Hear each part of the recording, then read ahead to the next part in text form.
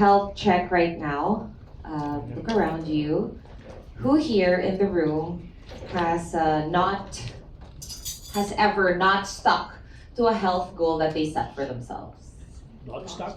Not stuck to it. People who failed. Okay. So we all did, right? At some point or other. Now, we'll go into our next speaker. He will give a more medical perspective on all things. He might also be a very familiar face to all of us here, especially since we are all members of the media. So he is one of our country's top public health experts, a doctor specializing in infectious diseases and epidemiology, a key official under the Department of Health's Office for Policy and Health Systems, the Bureau of Local Health Systems, and the National Epidemiology Center. He's also a former president of the Philippine Society for Microbiology and Infectious Diseases, with over 3 decades of service in government. Our next speaker is best known by Filipinos nationwide for his engaging and entertaining dances that made health programs accessible and understandable and viral. No pun intended. Let's all welcome former DOH Undersecretary and Chief Information Officer, Dr. Eric Chaya.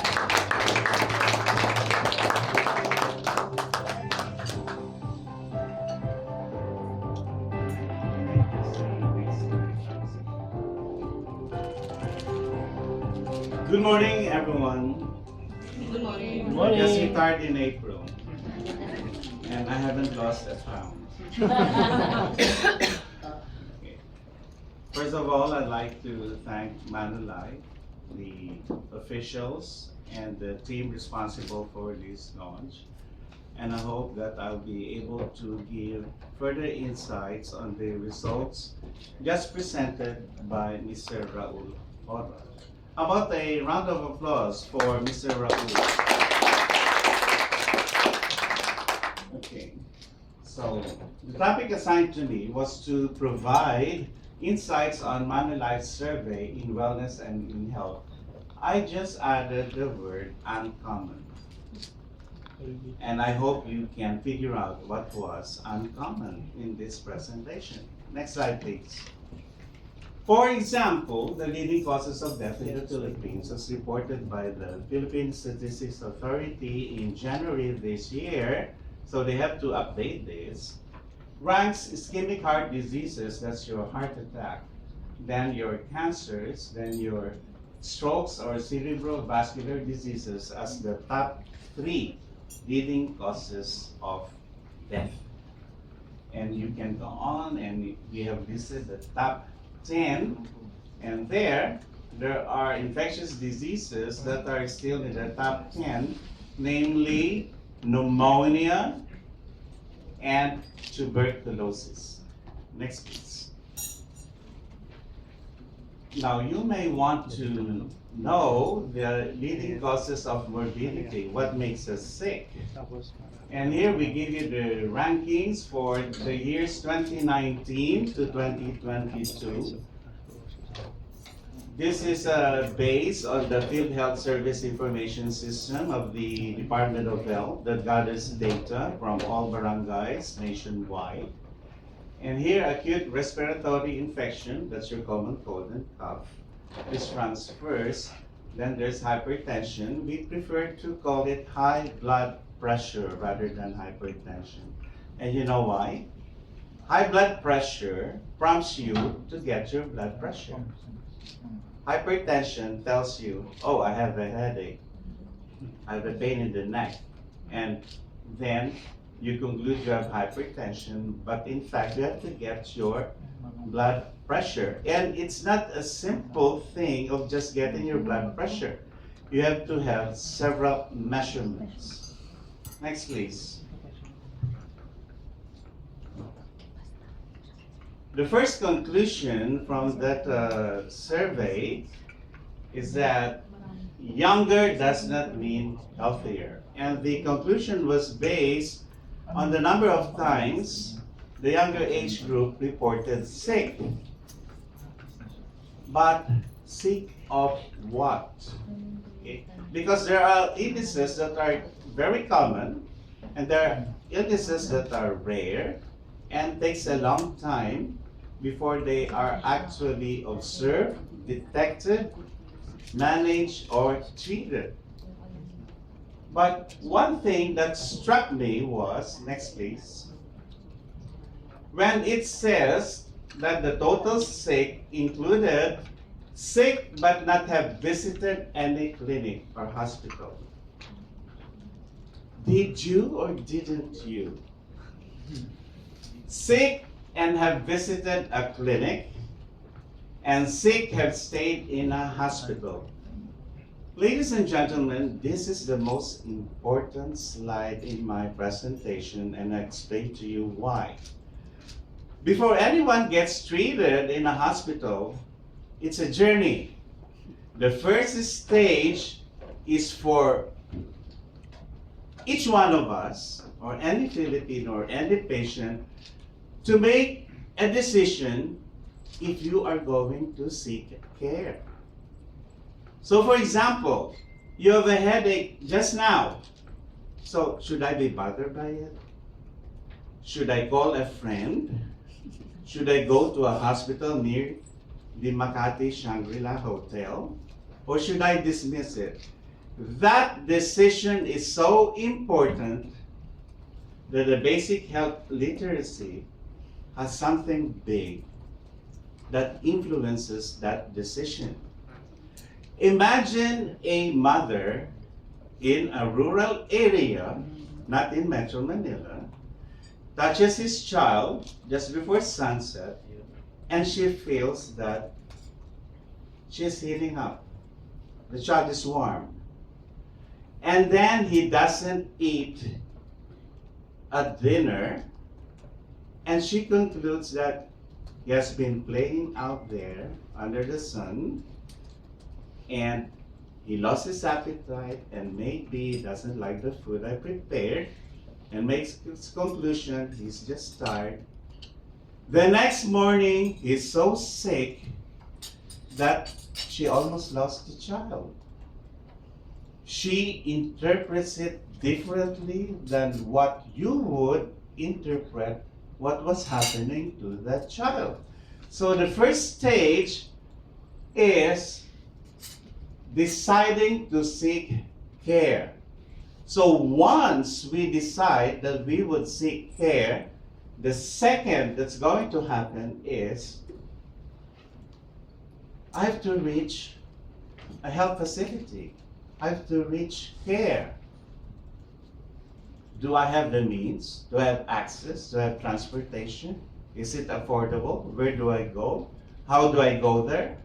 When's the best time to go there? All these questions would run in everybody's mind.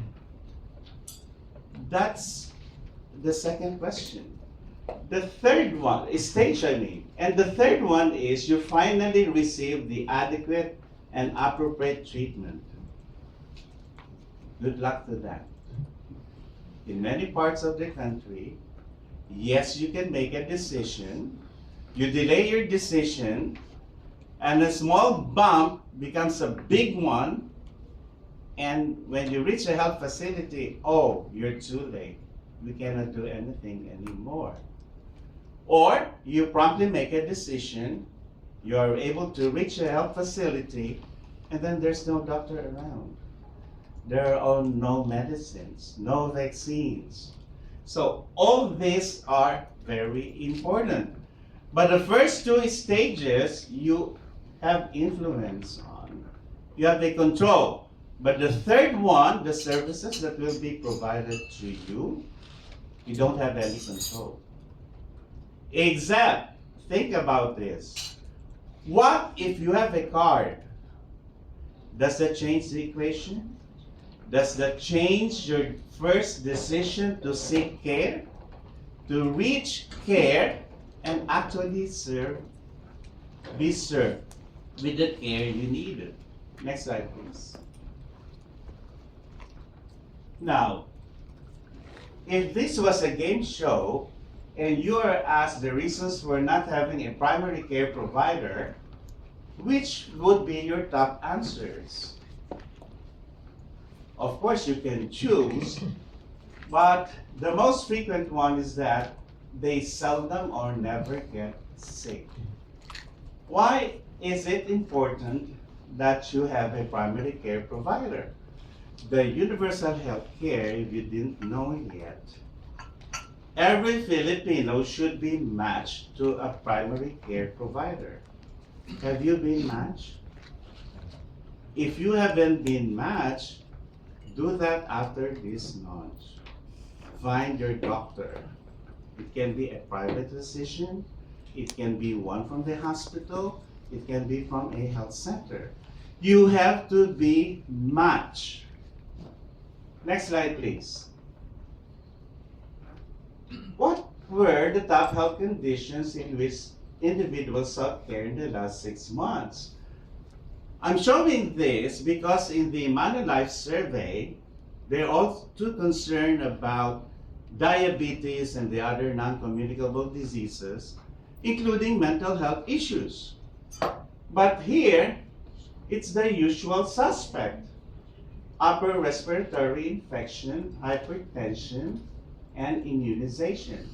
Do you see where mental health is? Why do you think?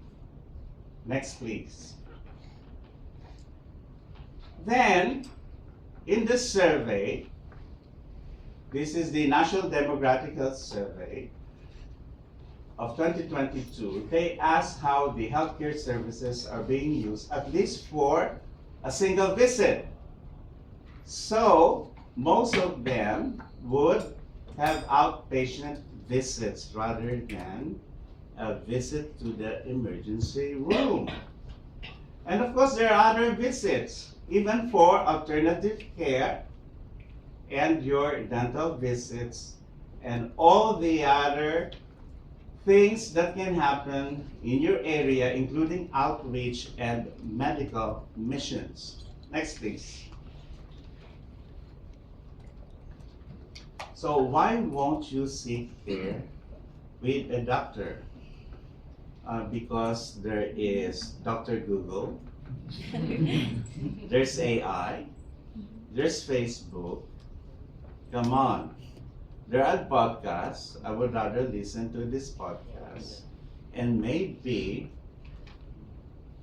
I would be in a position that I wouldn't spend so much. But the top reasons are that, and the survey, the Manulife survey, we can validate that. One of them, very high on the list, is financial difficulty. Next, please. So, exactly where do they go? So we have different colors here. So there's for private insurance, those covered by PhilHealth, those for the uninsured, and the total. And so therefore for the private insurance, for example, it's the pharmacy. So you go to a pharmacy and ask the lady, what do you have for headache? So she's the doctor now. And of course, there is also a preference for the private hospital and even the private clinic. You know why? No queues. Next, please. Now, we look at another part of the survey that says Filipinos struggle to commit to a healthy lifestyle. Let's see. Next, please.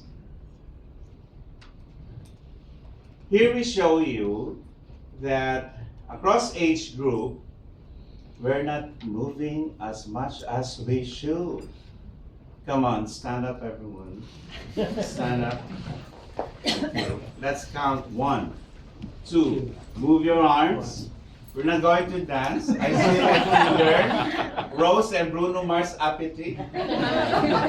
Okay, you can take a seat. Thank you. But of course, one important finding here are there are more females that are actually physically inactive, but it has improved and it's not getting better for Filipino males. It's on the right side. Okay, do not blink. See if what I see is what you see. Thank you. Next, please. And then I wanted to change the heading for this factor in 25 years. Okay, but we show you the trends for overweight and obesity. This is based on the BMI. Okay. So it's not getting better, it's going to get higher, and this is just up to 28. Can you imagine it's now 2024?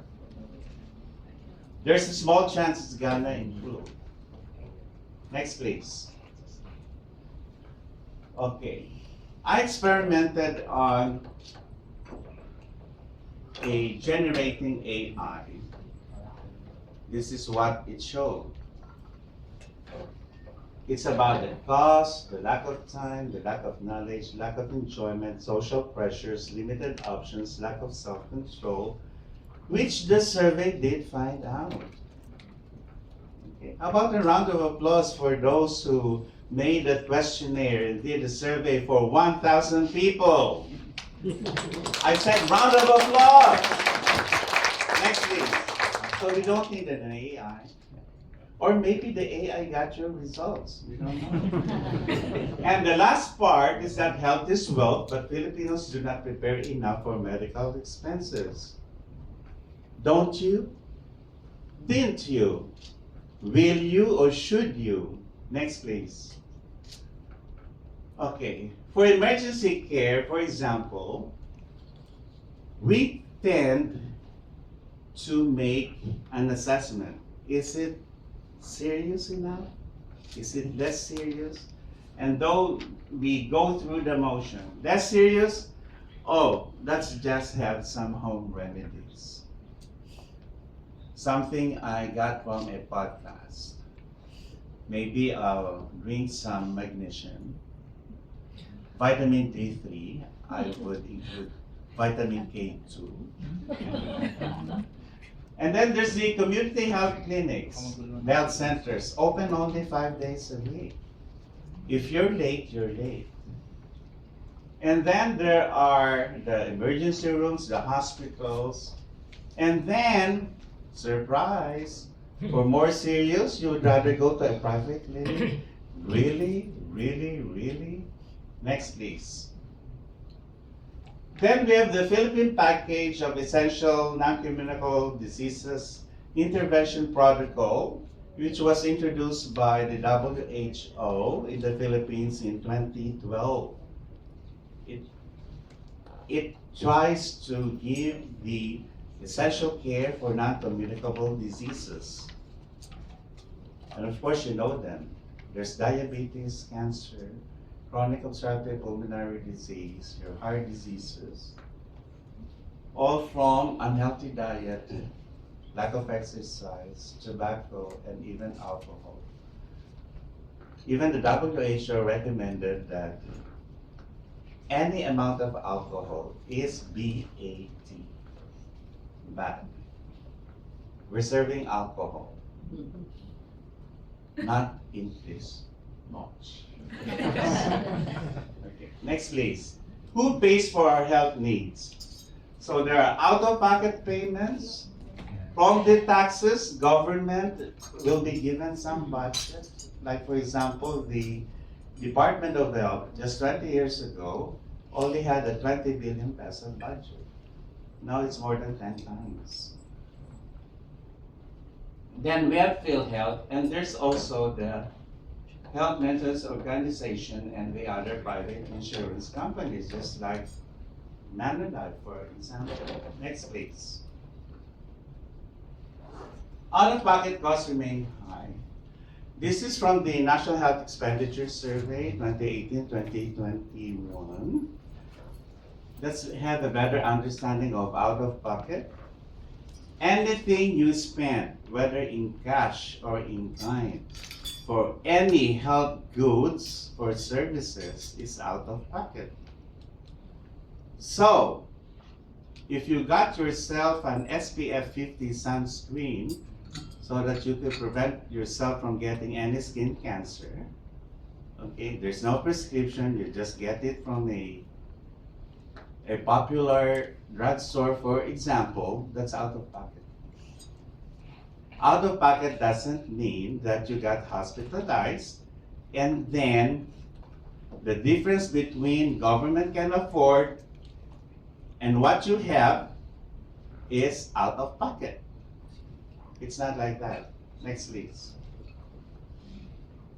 So, why private insurance? Here it's very clear that even if the private insurance only has a small portion of the expenditures for health, in this slide we show you, for example, that across services, except for emergency room services, private insurance has a big contribution. Next, please. And we need not convince you that hospitalization costs much, much more. Next, please. And the professional fees are actually so big compared to the other components of what you spend for. Across all these, professional fees are big here in the country. Next, please.